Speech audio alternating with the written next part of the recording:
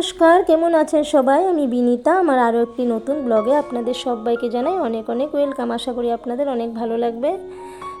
এই তো দেখেন, সকাল সকাল আমি ওই যে ঋষিকার জন্য টিফিন বানিয়ে নিয়েছি, মেয়ের জন্য, ওই স্কুলে যাবে তাই। এখানে দিয়েছি রুটি আর আলু ভাজি করে দিয়েছি সকাল সকাল, আর সঙ্গে দিয়ে দিয়েছি একটা কেক।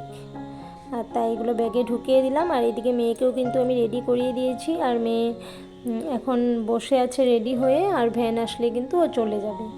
তারপরে এই তো মেয়ে চলে গেল, আর মেয়ে যাওয়ার পরেই কিন্তু আমি খানিকটা চা ছিল, ওই যে সকালে বাসি কাজকর্ম করি, ঋষিকার পাপাকে একটু চা বানিয়ে দিয়েছিলাম, আর খানিকটা রয়ে গেছিলো, সেটাই আমি এখন গরম করে নিয়ে নিয়েছি, আর সঙ্গে দুটো বেকারি বিস্কুট নিয়েছি।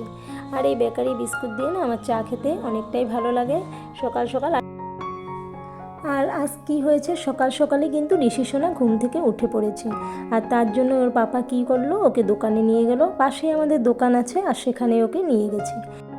আর এতটুকু সময় কিন্তু আমি একদম ভালো পেয়েছি, যে কেউ নেই ঘরে, আর ঘর একদম ফাঁকা। এই সময়ের মধ্যেই কিন্তু আমি বেডরুমটা ঠিকঠাক করে নিলাম, আর একটু ড্রয়িং রুমটা ঠিকঠাক করে নিলাম। তারপর তো চলে যেতে হবে সোজা রান্নাঘরে, আর রান্নাঘর থেকে বের হতে হতে অনেকটাই লেট হয়ে যাবে। তারপর এগুলো করতে হবে, তার জন্য ভাবলাম আগে একটু করে নিই, যেহেতু এখন সোনাও ঘরে নেই। আর তার জন্য এগুলো ঠিকঠাক করে সোজা চলে গেলাম একবারে রান্নাঘরে। আর রান্নাঘরে গিয়ে কিন্তু আমি অফ ক্যামেরায় কিন্তু একটু রান্নাবান্না করে নিয়েছি, তারপর তোমাদের সাথে আরেকটু শেয়ার করেছি। আর আজকে রান্না করেছি অফ ক্যামেরায়, ডাল করে নিয়েছি, ভাত আর ভেন্ডি ভাজাটা কিন্তু আমি এই অফ ক্যামেরায় করে নিয়েছি।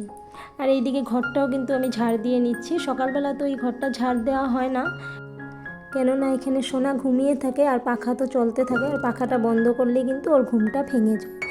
আর তার জন্য কিন্তু আমি সকালবেলা কিন্তু কখনো ওই রুমটা ঝাড় দিই না। আর ও যদি কোনো দিন সকালবেলা উঠে যায়, তাহলে কিন্তু আমি ওই রুমটা সকাল সকালেই ঝাড় দিয়ে নিই, আর না হলে ওই রুমটা কিন্তু আমার অনেকটাই লেট হয়ে যায় পরিষ্কার করতে। আর এইদিকে দেখো বন্ধুরা, আমার ডাল ভাজা আরও ভাত হয়ে গেছে। আর সকালবেলা তো মাছ এনে দিয়ে গেছিলো ঋষিকার পাপা, ওই মাছগুলো আমি ভালো করে ধুয়ে নুন হলুদ মাখিয়ে রেখে দিয়েছি। আর এখন মাছের ঝোলটাও বানিয়ে নিব। এইদিকে দেখো আমি ভাতের মাঠটাও কিন্তু ঝরিয়ে নিয়েছি। আর এখানে দেখো মাছের ঝোলটা, এই মাছটা না ছিল কমলকাট মাছ, আর মাছটা যে অনেক সাদা ছিল, মানে এমনি তো কাতলা মাছের মতোই দেখতে, কিন্তু কমলকাট মাছ আমাদের সব সময় আনে না, এই তো অনেক দিন পরে এনেছে, প্রায় 1-2 বছর পরে মনে হয় এনেছে। কবে এনেছিল আমার সেটাও কিন্তু মনে নেই, কিন্তু এবার কমলকাট মাছটা খেয়ে এতই টেস্ট পেয়েছে ঋষিকার বাবা, মানে বলছে যে মাছটা অনেক কিন্তু স্বাদ, কাতলা মাছের থেকেও মানে বেশি স্বাদ আছে মাছটা, মানে টেস্টটা অনেকটাই বেশি। আর এইদিকে দেখো এগুলা কিন্তু বিলাতি ধনেপাতা, তো কে কী বলো জানি না, কিন্তু আমাদের এদিকে এই ধনেপাতাটার নাম হলো বিলাতি ধনেপাতা। আর এটা কিন্তু মাছের ঝোলে দিয়েছিলাম, আর এটার জন্য কিন্তু মাছের ঝোলটা অনেকটাই টেস্ট লেগেছে, আর মাছটারও না অনেক টেস্ট ছিল জানো তো। কখনো কখনো দেখবে মাছ যদি টেস্ট হয়, মাছের ঝোলটা এমনিই টেস্ট হয়ে যায়। আর তার মধ্যে এই ধনেপাতাটা দিয়েছিলাম, ভালোই লেগেছিলো খেয়ে। ঋষিকার পাপা কিন্তু অনেক ভালো পেয়েছে খেয়ে। আর কখনো কখনো আমরা মাছের ঝোল তো প্রায় একরকমভাবেই বানাই, জিরা বাটা লঙ্কা বাটা দিয়ে, কিন্তু কখনো কখনো মাছের ঝোলটা খেয়ে কিন্তু আমাদের ভালো লাগে না, কেন বলো তো, কারণ কখনো কখনো মাছগুলো যে টেস্ট থাকে না। আর আজকের মাছটা যেহেতু অনেক টেস্টটা ছিল মাছটা, তার জন্য ঝোলটাও যে অনেক ভালোই লেগেছে খেয়ে।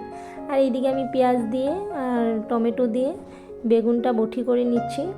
ঘরে 3টে মতো বেগুন ছিল, ভাবলাম বেগুনগুলো বটি করে নিই।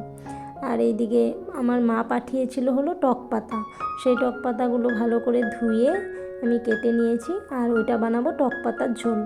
টক পাতার ঝোলটা না এই গরমের দিনে খেতে ভালোই লাগে। এর আগেও একদিন আমি বানিয়েছিলাম, তোমাদের সাথে শেয়ার করেছিলাম, ওদিন মনে হয় মাছ দিয়ে বানিয়েছিলাম। আর আজকে কিন্তু আমি মাছ দেবো না, এমনি নর্মালি ঝোল বানাবো। একটু রসুন থেতো করে এখানে দিয়ে দিয়েছি, আর টক পাতাগুলো তারপর দিয়ে দিয়েছি, আর নুন হলুদও একটু দিয়ে দিয়েছি। আর যখন পাতাগুলো একদম মজে যায়, মানে একদম শাকের মতো হয়ে যায়, তখন একটু জল দিয়ে দিলেই হয়ে গেল।